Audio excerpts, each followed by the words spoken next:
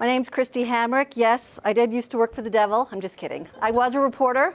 I came to Washington, D.C. as a reporter, and I had been covering crime and courts, been to the scenes of murders and covered child molesters and all that kind of stuff. All that crime perfectly poised me to return to Washington, D.C., where I had been an intern, and get involved more directly in politics. So don't hate me because I was a reporter. It's useful, and frankly, I loved it. One of the things that's interesting when you're working with reporters is people feel very anxious and angry with them. They feel like they cover us poorly. And the truth is, in general, they don't cover us at all. They treat us more like children at the policy table, and they're going to speak for you and order for you, give you your chicken nuggets, tell you what you want, why you should want it, and push you to the side. When in truth, this is a grown-up movement. This is a movement of people with serious things to say. And even though reporters can be dismissive, and even though sometimes they take the wrong interpretation of an issue, that doesn't mean that they're not right about what we face. And we face some really big challenges coming up, so don't shoot the messenger. But we have some policy initiatives coming up that frankly should scare all of us. And let's start with executive orders. Tomorrow, President Biden, on Healthcare Day, is supposed to be talking about a number of initiatives that deal with healthcare. Now, first off, don't be deceived that these giant numbers of executive orders are normal. They're not. The last time a president signed an executive order on the day, his first day in office, was Bill Clinton in 1993. I actually remember that one. But Biden's 19 executive orders in his first 3 days are as many as a third that Donald Trump did in his whole first year. They are moving fast and furious for a radical agenda. And tomorrow, like I said, Healthcare Day. Let's say a couple things fast. If your healthcare kills people on purpose, you're doing it wrong. Pregnancy is not a disease cured by abortion, and abortion is not healthcare. But tomorrow what we're going to do is we're going to dip into people's pockets with getting rid of the Mexico City policy, among other things. This allows them to try to market and sell abortions worldwide. That's frightening. That's really frightening. We just had a poll that came out from Students for Life this week. 53% of millennials and Gen Z, the group most believed to be pro-abortion, doesn't want that at all. And in terms of Americans at large, even less want to pay for abortion. The Biden administration wants to get rid of the Protect Life rule. Planned Parenthood and other abortion providers have been using the Title X family planning monies to sell abortion, book abortion appointments, and frankly, keep their weird businesses open. So what we did during the Trump administration was stop that. We were able to say, if you're going to do family planning, do family planning, like kill people's children so they don't have families planning. And so that was successful. Planned Parenthood lost $60 million. That's going to be coming back soon. The Biden administration will probably get rid of the Born Alive Infants Protection Act. This particular one was limited to hospitals with federal funding, meaning quite simply, if a child was born during an abortion and you could save their life, you should save their life. These things aren't hard, they're not complicated, and they're not radical unless you're Planned Parenthood or one of their lobbyists. And they also likely will attack free speech rights for students. Our poll showed that 6 out of 10, more than 6 out of 10 millennials and Gen Z wanted to see protections for student free speech. But we've seen the woke cancel culture going on, so imagine free speech further under attack as we go ahead. Let's keep moving, because there are more bad things on their shopping list. The Biden administration wants to codify Roe. A lot of people don't know that Roe v. Wade allows abortion through all 9 months for any reason whatsoever, sex selection, discrimination by perception of abilities, whatever, and sometimes with taxpayer funding. So what the Biden administration is saying, and people don't always know what codify Roe means, they're saying that we're going to make it a federal law that abortion is just as Roe allows it, which is that radical, and we might even be able to use this law to stop states from passing pro-life laws. This is a huge overreach. You hear the words codify Roe on television, you don't have to listen to what the reporter's saying about it. Get scared and get active. The Biden administration is going to go after the Hyde Amendment. Their allies have signaled that. And what the Hyde Amendment means is that we're going to limit taxpayer funding to cases of rape, incest, and when the mother's life is in danger. They want full funding of abortion. Full funding of abortion. There have been hearings about this since Trump lost the election. This is on the move. Hyde saves lives. More than 2 million babies are alive because of Hyde. We need to keep that number on the rise. And here's another scary thing. This is a 70s flashback. I may be the only person listening to me right now who had a picture of Phyllis Schlafly on their refrigerator in the 70s. The Equal Rights Amendment is coming back, and I know it sounds benign. Equality of rights under the law shall not be denied or abridged by the United States or any state on account of sex. Number one, you have equal protection under the law of the Constitution already, men and women. Number two, in this political environment, does anybody actually know the definition of sex anymore? Not necessarily in federal codes. And number three, the abortion lobby says, we want this because we want to push abortion into the Constitution because they know that Roe will collapse. It's not just the pro-life movement. For decades, the pro-life movement has spent a lot of time explaining why Roe is a house of cards that's going to fall, and we're right. To get ready for that, they want the ERA. Let's consider, though, not only did they miss two deadlines in the 70s and in the 80s to pass it, even former Justice, Ruth Bader Ginsburg, who recently died, had this to say. I would like to see a new beginning, she said. I'd like to start over. There's too much controversy about latecomers. Virginia, long after the deadline passed, plus a number of states have withdrawn their ratifications. So if you count latecomer states and states that changed their mind, it's a mess. I added that part. Here's the facts. They want the ERA to become what Roe isn't, real. Because believe me, the word abortion is not in the Constitution. And then, with the ERA, with codified Roe, they can turn the Justice Department against pro-lifers.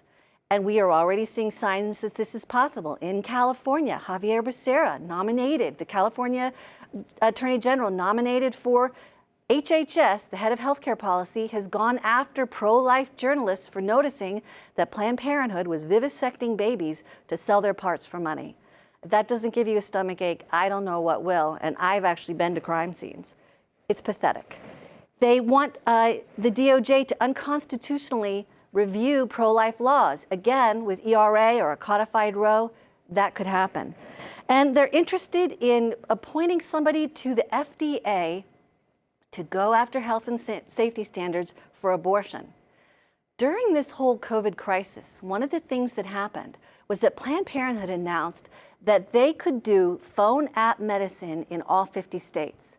So they could go on your phone, on your laptop, and anonymously sell you chemical abortion pills to kill babies in the name of access and COVID.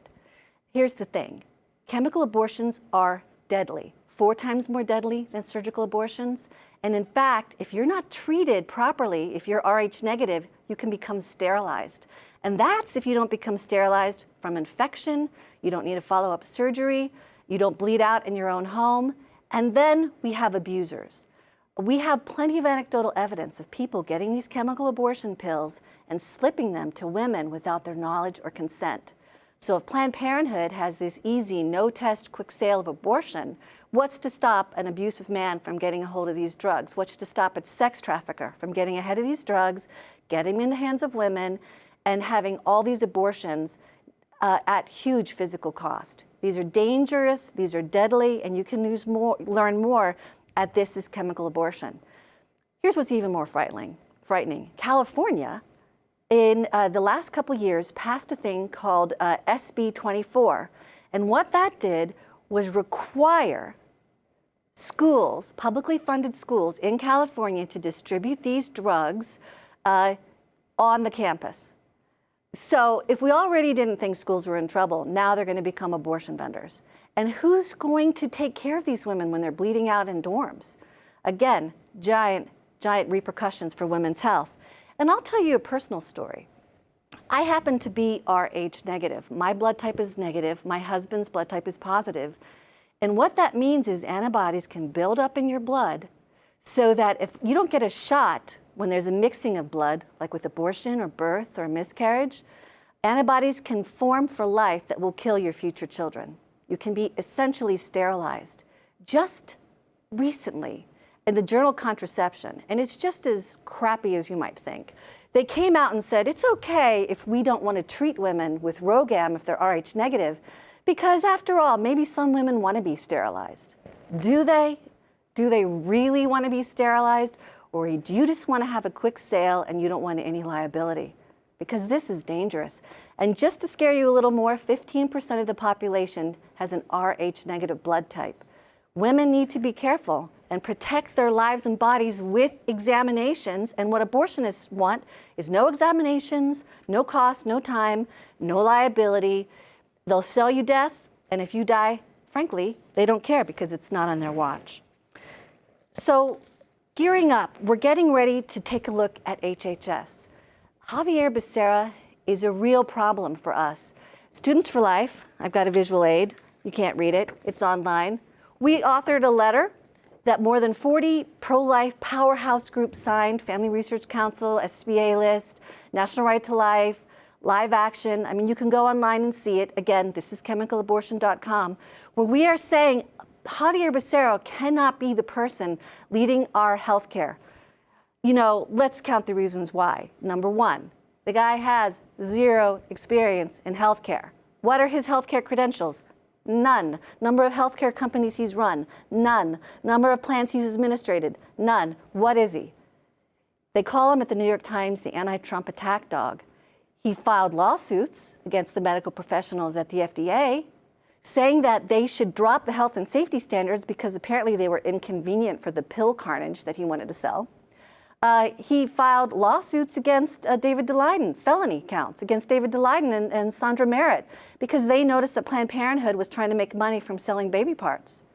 He also went to court to, Niflaviva Becerra, he went to court to try to force pregnancy care centers, which are there, nonprofits, helpful, trying to take care of women and children in a moment of need. He went to court to force them to also market abortions when these women came in. I mean, honest to God. So now what are we going to make vegan restaurants sell meat? Are we going to force people who exercise to sell sloth?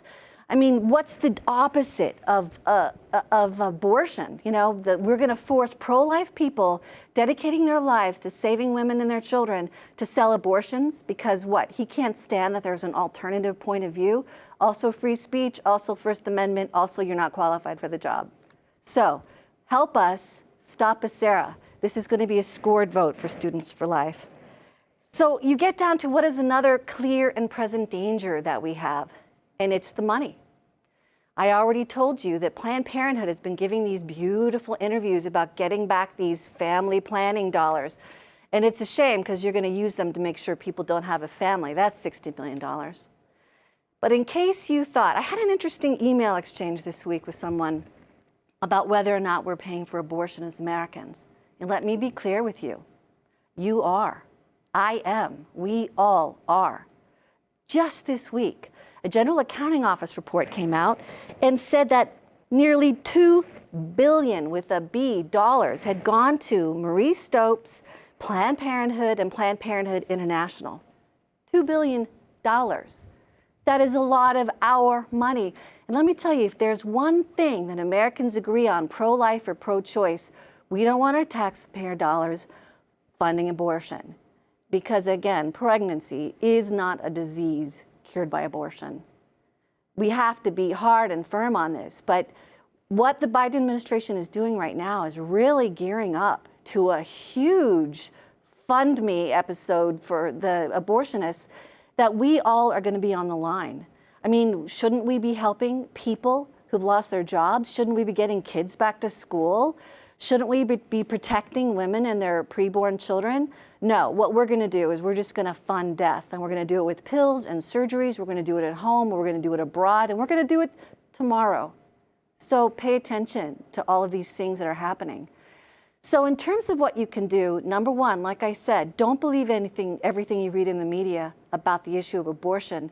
But when somebody says there's a vote coming up, when somebody says there's an issue in the news, when somebody says that Javier Becerra is going to be have a hearing before the Senate, that you should pay attention to. You're going to need to be calling your senators, calling your legislators when they say, get rid of Hyde, pay for all abortions in the U.S., get rid of Mexico City, pay for all the abortions around the world. Put Javier Becerra, the pit bull of the legal system, to go after pro-lifers all over the place. Put in some abortion-favoring doctor at FDA so we can get rid of health and safety standards, because why in the world would doctors at the FDA be trying to save women's lives? I mean, how crazy is that? Oh, that's the kind of craziness that we pro-lifers expect from our government. People who are doing their jobs and keeping safety of patients first and foremost. But it's clear we're going to get a lot more done at the federal level, at the state level than the federal level. So what does that mean? That means getting involved with Students for Life's C4, Students for Life Action, because there are bills all over this country today that we are working on that can change the landscape. This is important for a couple reasons. Number one, because you're going to save lives in your state. I mean, just on the face of it, it's a good decision and a use of your time. But number two, any challenges to these lawsuits can head to the Supreme Court and can help undermine Roe v. Wade. There are about 17 cases right now in the pipeline headed to the Supreme Court. And frankly, if you want to pray about something, pray about that. But here's a piece of encouragement. With the razor-thin margins that I had at the federal level, in the House and Senate, and frankly, the presidency, in 2 years, the entire makeup of this whole House and Senate could be different. What does that mean for you? Pay attention to those news stories when people are running for office. Where do they stand on life? Maybe some of these Republicans need to go away. Maybe some of the Democrats too. But let me give you a really great story that I love telling right now. About a year ago in Kansas, there was a Value Them Both amendment. It was going to just say that in this state, nothing in our Constitution says that abortion is guaranteed. So it's not even technically pro-life, it's pro-neutral, right? So it gets all the way down to the wire where it's passed one chamber and it's in the House, and four Republicans made this thing fall. So what did Students for Life do? We got involved in the primaries. 3 of those guys took a hike, good. One of them we primaried and lost. When the dust settled, the Kansas legislature has shifted power, and right now in Kansas, the Value Them Both amendment is being reconsidered. It got a second chance. Because Students for Life, we're not a Republican organization or a Democratic organization. We are a pro-life organization, and if you can't vote the right way, we'll find somebody who will. That's one of the ways that change is made. Now, sometimes people will say the pro-life movement is too political, but I would argue that we are in a defensive posture. It's not pro-lifers who said, let's pay for all abortion through all 9 months of pregnancy. It's not pro-lifers who tried to ram this legislation down people's throats. It's not pro-lifers who said, let's give all this money to abortionists. No. We have to, as a duty, as citizens, get involved to stand for life wherever we can at the federal, state, and local level. But meanwhile, we're also engaged in the loving work of helping mothers and their children, born and preborn. That's a personal choice I have to make and that you have to make. But since my job is talking politics, pay attention to those headlines, get involved, and please connect with our C4, because if flipping 4 votes in Kansas can get a pro-life law passed, where do we go next? So please join us.